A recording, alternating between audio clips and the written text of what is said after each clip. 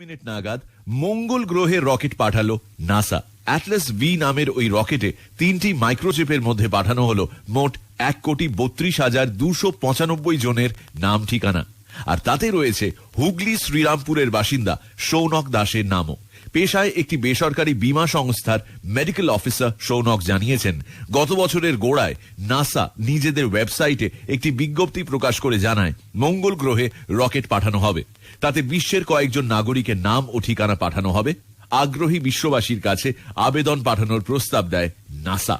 ওই বিজ্ঞপ্তি দেখে আমেরিকা, ব্রাজিল ও অন্যান্য দেশের বাসিন্দাদের মতো ভারতীয় হিসেবে সৌনকও আবেদন করেন। কয়েক মাস আগে সৌনকের আবেদন গ্রাহ্য করে তাকে ইমেল পাঠায় নাসা। সৌনক জানিয়েছেন, এই প্রথম নাগরিকদের নাম ঠিকানা মাইক্রোচিপে ভরে পাঠানো হচ্ছে। মঙ্গলের একটি লেকের সামনে রকেট পৌঁছবে। রকেটের সঙ্গে পাঠানো একটি যন্ত্র সেখানকার ছবি তুলে পৃথিবীতে পাঠাবে।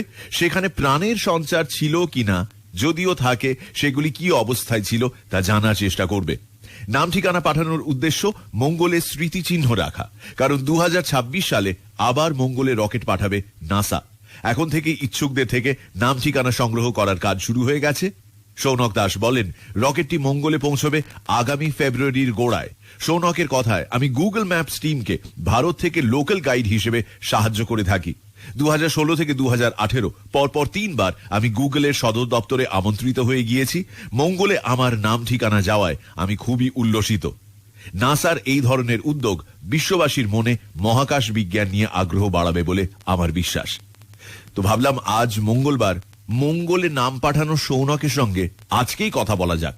ফিরছি সৌনক দাসকে নিয়ে আর কিছুক্ষণের মধ্যে। সঙ্গে থাকুন, শুনতে থাকুন রেডিও মির্চিতে, মির্চি মর্নিংস, আর আমি সকাল ম্যান মীর।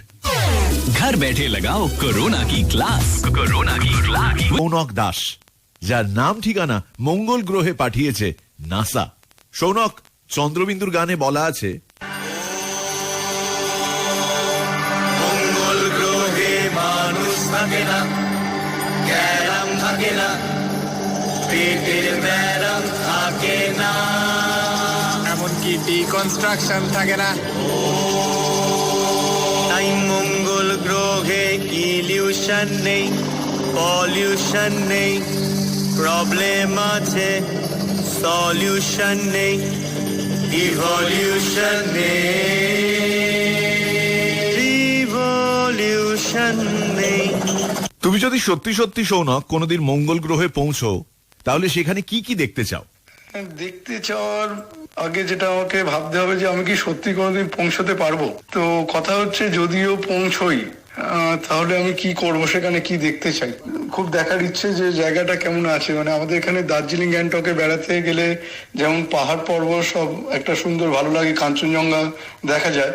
তো সেখানে কোনো পাহাড় পর্বত আছে কিনা, দিন রাত্রি কতটা ফারাক। আর ওখানে শুনেছি যে গ্র্যাভিটি মানে মাধ্যাকর্ষণ বল পৃথিবীর তুলনায় অনেক কম, প্রায় 62%-ও কম। ফর এক্সাম্পল বলা যেতে পারে, যদি ধরুন খুব একজন মোটা কোনো ব্যক্তি এখানে 100 কিলো মতো ওজন হয়, তার সেখানে ওজন হবে 38 কিলো। তো সেখানে এত কম গ্র্যাভিটিতে কেমন করে আমি হাঁটবো, কারণ আমার ওজন খুব একটা বেশি নয়। আর সেদিক দিয়ে একটা যেমন ওরম ব্যাপার আছে। আর একটা হয় কি, আমি খুব মানে এটা একটু হাসি লাগতে পারে অনেকের, যে সোশ্যাল মিডিয়া ছাড়া একদম নিজেকে থাকতে পারি না। তাই আমি প্রথমে গিয়ে দেখবো যে ওখানে কোনো ওয়াইফাই ফ্রি হটস্পট আছে কিনা, আর রাস্তায় গাড়ি ঘোড়া কেমন করে চালানো যাবে তার জন্য উপযোগী কোনো রাস্তা আছে কিনা, নদীর জল কেমন, সেখানে জলের স্বাদ কেমন। আর শেষে বলি যে মানুষ থাকলেই তো শরীর খারাপ হবে, তো সেজন্য ওখানে কোনো যদি ডাক্তারখানা থাকে তো, কিংবা না থাকলেও সেটা কি করে করা যায় সেটা আমি করার চেষ্টা করব। সৌনক বাবু, অ্যাটলিস্ট আমার ক্ষেত্রে বলতে পারি, আমি মঙ্গল গ্রহে করোনা দেখতে চাই না, আর কিছু দেখি না দেখি। শুনছেন রেডিও মির্চিতে, মির্চি মর্নিংস। আমার স্পেশাল গেস্ট সৌনক দাস। ফিরছি তাকে নিয়ে আর কিছুক্ষণের মধ্যে। ও মাগো, শুধুমাত্র 98.3 মির্চিতে। A day in the life of Sharala Devi and Babu. ইয়ো সরলা, কে আছে? Chicken curry on the rocks, taste it. কি পাথর দিয়ে চিকেন বানিয়েছিস? খাবে তুমি? দাঁড়া দাঁড়া, বাহ, রংটা তো বেশ লাল লাল হয়েছে, দেখি। খাও। হ্যাঁ, এর সঙ্গে গত শুক্রবারের এই সময়ের রিপোর্ট, আমেরিকার ফ্লোরিডার কেনেডি স্পেস সেন্টার থেকে গত বৃহস্পতিবার বিকেল 5:20 নাগাদ মঙ্গল গ্রহে রকেট পাঠালো নাসা। অ্যাটলাস ভি নামের ওই রকেটে 3টি মাইক্রোচিপের মধ্যে পাঠানো হলো মোট 1,32,295 জনের নাম ঠিকানা, আর তাতে রয়েছে হুগলি শ্রীরামপুরের বাসিন্দা সৌনক দাসের নামও। সেই সৌনক দাস আজ এই ঘন্টায় আমার special guest on Mirchi mornings. সৌনককে আমার প্রশ্ন, মঙ্গল গ্রহে যদি কোনোদিন যাওয়ার সুযোগ পাও, আর সেখানে গিয়ে যদি দেখো বাঙালি মঙ্গল গ্রহেও মাছের বাজারে ভিড় করছে, তাহলে সেই বাঙালির জন্য নোটিশ বোর্ডে তুমি কি লিখবে সৌনক? মঙ্গল গ্রহের প্রায় 95% হচ্ছে কার্বন ডাই অক্সাইড। তো এখন ধরে নেওয়া যাক সেটা জলেতেও আছে, আর মাছেরা সেই জল খাচ্ছে। আমরা এখানে যখন কোনো সফট ড্রিঙ্ক খাই, খাওয়ার পরই একটা কম বেশি সবারই একটা ঢেকুর উঠে থাকে, কেননা ওই কার্বন ডাই অক্সাইড এখানে প্রেসারাইজ করে জলে মেশানো থাকে। তো এবার এই মাছ খাওয়ার পরে কি কাণ্ডটা ঘটছে এটা একটা আন্দাজ করা যেতেই পারে। তাই জন্য নোটিশ বোর্ডে আমি লিখবো, যা খাচ্ছেন খান, তবে ঢেকুর ওঠা থেকে সাবধান। Sorry, excuse me Sounak. Sounak Das Google maps টিমকে ভারত থেকে লোকাল গাইড হিসেবে সাহায্য করে থাকে। 2016 থেকে 2018 পরপর 3 বার তিনি গুগলের সদর দপ্তরে আমন্ত্রিত হয়ে গিয়েছেন। মঙ্গলে তার নাম ঠিকানা যাওয়ায় অবভিয়াসলি তিনি খুবই উল্লসিত। না সৌনক, গুগলকে তুমি কিভাবে সাহায্য করো? গুগলকে আমি ভলেন্টারিলি হেল্প করি লোকাল গাইডস হিসেবে। লোকাল গাইড হচ্ছে একটা গ্লোবাল কমিউনিটি, যেখানে গ্রুপ অফ এক্সপ্লোরার তারা তাদের কোনো জায়গা সম্পর্কে রিভিউ লেখেন, কোনো ফটোগ্রাফ তোলা থাকলে সেটা শেয়ার করতে পারেন ম্যাপে, কোনো প্রশ্নের উত্তর, কোনো জায়গা এডিট করতে গেলে, আর কোনো কিছু ফ্যাক্ট যদি চেক করা হয় তাহলে সেটা গুগল ম্যাপসে করতে পারে। আচ্ছা, তো আমি এই কাজটা করছি 2015 সাল থেকে, আর এটার সাথে আমি 360 ডিগ্রির মতো একটা স্পেশাল টাইপের ছবি তুলি, যেটা ছবি তুলে আমি ম্যাপে আপলোড করে থাকি। সেটা দেখতে খুব ভালো লাগে।